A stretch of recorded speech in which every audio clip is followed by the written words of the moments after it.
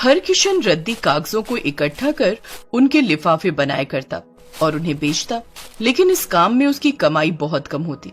हमेशा पैसों की तंगी रहती। वो अपने बेटे सोनू की छोटी से छोटी फरमाइश भी पूरी नहीं कर पाता था।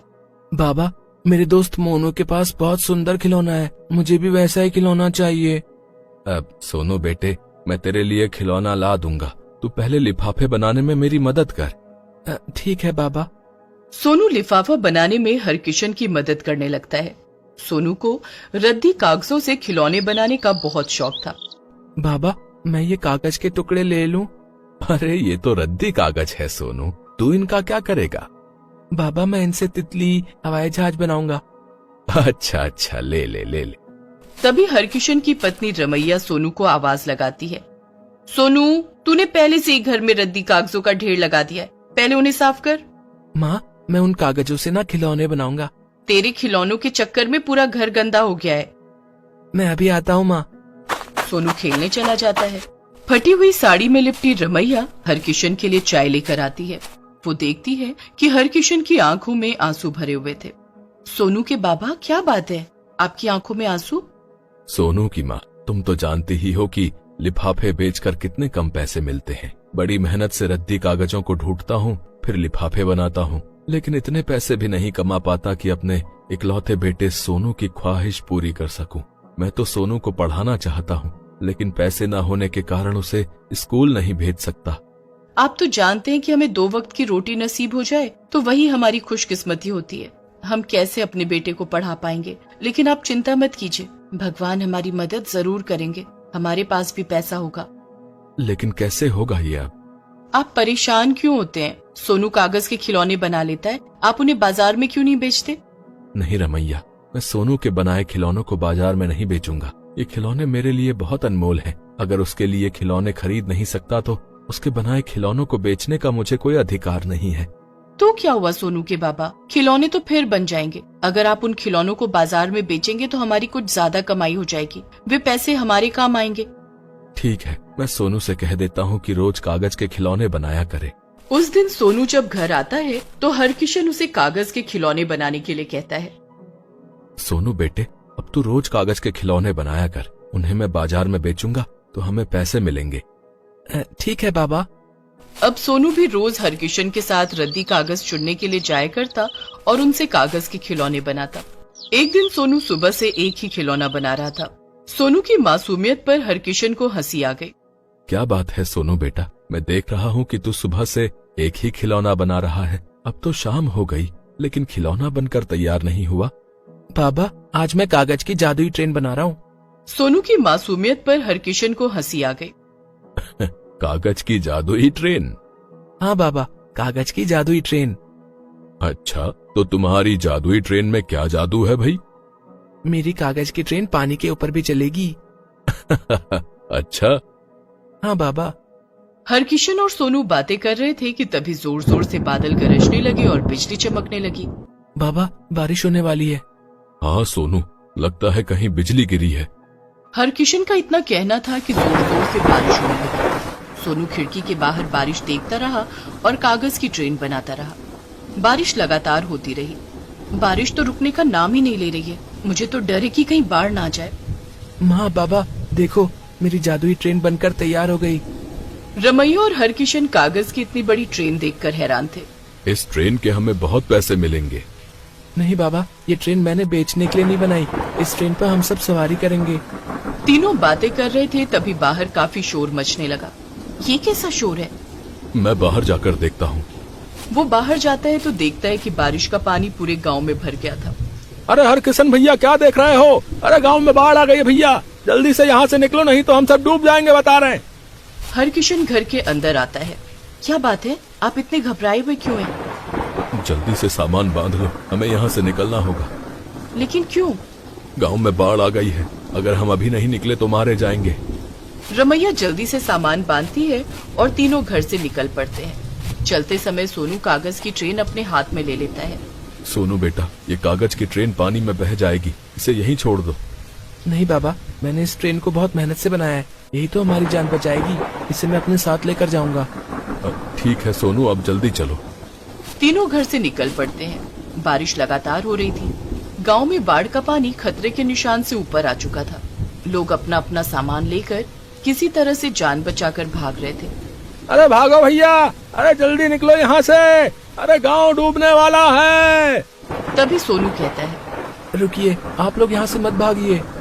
अरे भागेंगे नहीं तो जान से हाथ धोना पड़ेगा सोनू, चलो भागो। नहीं, ऐसा नहीं होगा, मैं आप लोगों को कुछ नहीं होने दूंगा। अरे सोनू, इस गांव में हर साल बाढ़ आती है, लेकिन ऐसी भयानक बाढ़ कभी नहीं आई। तुम हम लोगों की मदद कर पाओगे? तभी सोनू ने अपनी कागज की ट्रेन बाढ़ के पानी के ऊपर रख दी। मेरी कागज की ट्रेन सबकी जान बचाएगी। सोनू, ये बाढ़ है, मजाक का समय नहीं है। ये कागज की ट्रेन हम सबकी जान कैसे बचा सकती है? मैं मजाक नहीं कर रहा हूँ मुखिया जी, ये कागज की ट्रेन जादुई है। भला कागज की ट्रेन भी जादुई होती है क्या? मेरी ट्रेन जादुई है। तो दिखाओ अपनी ट्रेन का जादू। कागज की ट्रेन दिखा दे अपना कमाल। सोनू के इतना कहते ही कागज की ट्रेन बड़ी होने लगी। ये देखकर सब हैरान हो गए। ये ट्रेन बड़ी कैसे हो रही है? मुझे तो अपनी आंखों पर यकीन नहीं हो रहा है। कहीं मैं सपना तो नहीं देख रहा हूँ। धीरे धीरे वो ट्रेन एक विशालकाय ट्रेन में बदल गई। वो ट्रेन लोहे की ट्रेन की तरह मजबूत थी। सब लोग इस ट्रेन में बैठ जाइए। हरकिशन, रमैया, मुखिया जी और गांव के सब लोग कागज की ट्रेन में बैठ जाते हैं। वो ट्रेन इतनी बड़ी थी कि गांव के सारे लोग उसमें आराम से बैठ गए। उस ट्रेन में सबके लिए खाने पीने का सामान और सोने के लिए बिस्तर था। हैरानी की बात तो ये थी कि बाढ़ का पानी ट्रेन को छू भी नहीं पा रहा था। गांव से बाढ़ का पानी निकलने में 2 दिन लग गए। तब तक गांव वालों ने कागज की जादुई ट्रेन में रहकर अपनी जान बचाई। बाढ़ का पानी उतर जाने के बाद सब लोग ट्रेन से नीचे उतर गए, जिसके बाद जादुई ट्रेन वापस अपने असली रूप में आ गई और सिकुड़कर छोटी हो गई। बहुत बहुत धन्यवाद सोनू, तुम्हारी कागज की जादुई ट्रेन ने हम सबकी जान बचा ली। इसके लिए तुम्हें मेरी तरफ से इनाम मिलेगा और तुम्हारे बाबा हरकिशन को नौकरी भी मिलेगी। क्या मेरे बाबा को नौकरी मिलेगी? हाँ सोनू, लेकिन हमें ये बताओ कि तुमने कागज की जादुई ट्रेन बनाई कैसे? हाँ सोनू बेटा, तुमने कागज की जादुई ट्रेन कैसे बना ली? एक दिन जब मैं बाबा के साथ रद्दी कागज चुनने गया था ना, तब कुछ कागजों को आपस में बातें करते हुए सुना। क्या कागज भी बोलते हैं क्या? हाँ, ये कागज एक दूसरे से बातें कर रहे थे। क्या बातें कर रहे थे? ये कागज के टुकड़े जादूगर नीलाभ की लिखी गई किताब जादुई कागज की ट्रेन के कुछ पन्ने थे जो किसी तरह से फटकर बाहर आ गए थे। उन कागज के टुकड़ों ने क्या बातें की? उन्होंने कहा कि जल्दी ही इस गांव में बाढ़ आने वाली है। अगर इन कागजों के टुकड़ों से ट्रेन बनाई जाएगी तो वो जादुई कागज की ट्रेन बन जाएगी, जिसमें बैठकर सारे गाँव वासियों की जान बच जाएगी। उन कागजों के टुकड़ों की बातें सुनने के बाद मैं उन्हें घर ले आया और उनकी ट्रेन बना ली। तुमने बहुत नेक काम किया है सोनू। कल पंचायत के सामने मैं तुम्हें पुरस्कृत करूंगा। उस समय सभी अपने अपने घर चले जाते हैं। दूसरे दिन मुखिया जी ने पंचायत बुलाई। सोनू ने बाढ़ से सबकी जान बचाई है, इसके लिए सोनू को पुरस्कार दिया जा रहा है। पुरस्कार के तौर पर सोनू की पूरी पढ़ाई का खर्च मैं उठाऊंगा। सोनू को पढ़ाई के लिए शहर भेजूंगा। इसके साथ ही मैं हरकिशन को 10,000 रुपए की तनख्वाह पर नौकरी पर रखता हूँ। आपका बहुत बहुत धन्यवाद मुखिया जी। नहीं सोनू, पूरा गांव तुम्हारा आभारी है। धन्यवाद तो हमें तुम्हारा करना चाहिए। दूसरे दिन से सोनू स्कूल जाने लगा और हरकिशन को मुखिया जी के यहाँ नौकरी मिल गई। अब उनके दुख भरे दिन दूर हो गए थे। अरे मोनू, तुम्हारा मुंह क्यों उतरा हुआ है? सुबह सुबह स्कूल जाने का मन नहीं हो रहा है क्या? मोनू, हम लोग बहुत मेहनत करके तुझे पढ़ा रहे हैं। तुझे मन लगाकर पढ़ना है ताकि हमारी गरीबी एक दिन खत्म हो सके। ये सब सुनकर मोनू ऊपर ही ऊपर मुस्कुराने लगता है ताकि उसके माता पिता को कोई तकलीफ ना हो। पिताजी, मुझे तो पढ़ाई करने में बहुत मजा आता है। आप लोग चिंता मत करो, मैं एक दिन बहुत बड़ा आदमी बनूंगा पढ़ लिख कर। इतना कहकर मोनू अपने माता पिता के पैर छूता है और स्कूल के लिए निकल जाता है। पिछले जन्म में हमने बहुत अच्छे कर्म किए होंगे संध्या, जो हमें इतनी अच्छी औलाद मिली। चलो अब मैं भी काम पर निकलता हूँ। इतना कहकर महेश भी काम पर चला जाता है और संध्या घर का काम करने लगती है। वहीं दूसरी तरफ मोनू अपने स्कूल के पास पहुँच जाता है, लेकिन स्कूल के अंदर जाने की उसकी हिम्मत नहीं होती। तभी उस स्कूल से एक मोटा लड़का पंकज वहाँ पर आ जाता है अपने कुछ दोस्तों के साथ। ये देखो, आ गया भिखारी की औलाद। ये पूरे स्कूल में एक अकेला ऐसा लड़का है जो जमीन में बैठकर पढ़ाई करता है और हम उसी क्लास में बेंच पर बैठते हैं। यही है इसकी औकात। क्लास के सभी लड़के बेंच पर बैठते हैं, लेकिन मोनू की फीस हर बार समय पर ना जमा होने की वजह से उसे जमीन पर बिठाया जाता है। अबे मोटू, तू मेरी गरीबी का मजाक मत उड़ाया कर। एक दिन मैं तुझसे भी बड़ा आदमी बनकर दिखाऊंगा। देख रहे हो विनोद, ये बड़ा आदमी तो बाद में बनेगा, पहले इसे लंबा कर देते हैं। हाँ, यह तूने बिल्कुल सही कहा पंकज। दोस्तों अटैक। पंकज के दोस्त मिलकर मोनू को मारने लगते हैं। तभी वहाँ पर प्रिंसिपल आ जाते हैं। अरे जल्दी भाग, देख मुंडेला आ रहा है। कहाँ भाग रहे हो तुम लोग? रुक जाओ तुम लोग, सुबह सुबह यहाँ पर लड़ाई झगड़ा करने लगते हो। पढ़ाई लिखाई किसी को नहीं करनी। प्रिंसिपल चिल्लाते हुए उनके पास पहुँचता है, लेकिन तब तक पंकज और उसके दोस्त वहाँ से भाग जाते हैं। अब वहाँ पर मोनू अकेला बचता है। सर, ये लोग मुझे हमेशा गरीब गरीब कहकर परेशान किया करते हैं और मुझे मारते भी हैं। और तुम तो जैसे दूध के धुले हुए हो। अरे जब इतनी ही गरीबी छाई है तुम्हारे ऊपर, तो इस महंगे स्कूल में पढ़ने की क्या जरूरत है? जाओ सरकारी स्कूल में पढ़ाई करो। आज फीस जमा करनी थी ना, फीस लाए हो तो ही स्कूल के अंदर आना, वरना पापा को बुला कर लाओ। सर आज नहीं, कल मैं अपने पापा से कह दूंगा। मैं सुबह उनसे कहने ही वाला था, लेकिन उनका चेहरा देखकर मुझसे कहा नहीं गया फीस के लिए। और वैसे भी मैं क्लास में बेंच पर तो बैठता नहीं हूँ सर। मैं अकेला स्टूडेंट हूँ जो जमीन पर बैठकर पढ़ाई करता हूँ। यहाँ पर कोई माता रानी का भंडारा नहीं हो रहा है। हमारे यहाँ फ्री में पढ़ाई नहीं होती। पापा से कहो चुपचाप स्कूल चले आए, फीस जमा करे या फिर सरकारी स्कूल में पढ़ाई करो जाकर। यहाँ जमीन में बैठने के भी पैसे देने पड़ते हैं। मोनू के बार बार कहने पर भी प्रिंसिपल नहीं मानता और थोड़ी देर बाद मोनू वहाँ से चला जाता है। तभी रास्ते में वो देखता है कि उसके पिताजी महेश अपने सर पर बहुत सारी ईंट इधर से उधर ले जा रहे हैं। पापा को मजदूरी करता देख मोनू की आंखों में आंसू आ जाते हैं। पापा तो कहते थे कि किसी दुकान में काम करते हैं, ये क्या कर रहे हैं? अब मैं बड़ा हो गया हूँ, अब मैं भी काम करूँगा, पढ़ाई लिखाई बाद में करूँगा। मोनू बाजार जाता है और दुकानों में जाकर काम ढूंढने लगता है। अंकल अंकल, क्या मुझे आपकी दुकान पर काम मिल सकता है? बहुत जरूरत है। स्कूल की ड्रेस देखकर तो लग रहा है कि अच्छे स्कूल में पढ़ते हो। तुम आजकल के बच्चे जरा से बड़े हुए नहीं, घर से भागकर इधर उधर काम करने लगते हो ताकि बाहर अय्याशी कर सको। भाग जाओ यहाँ से, अभी तेरी उम्र नहीं हुई है काम करने की। खुद भी मरेगा, मुझे भी मरवाएगा पुलिस के हाथों। तो इस तरह दिन भर मोनू स्कूल ड्रेस में ही काम ढूंढता रहता है, पर उसे कहीं काम नहीं मिलता। मोनू के माता पिता बहुत परेशान हो जाते हैं और हर तरफ उसे ढूंढने लगते हैं, पर वो कहीं नहीं मिलता है। इतनी रात हो गई, पता नहीं कहाँ चला गया मोनू। अगर वो नहीं मिला तो मैं जी नहीं पाऊंगी।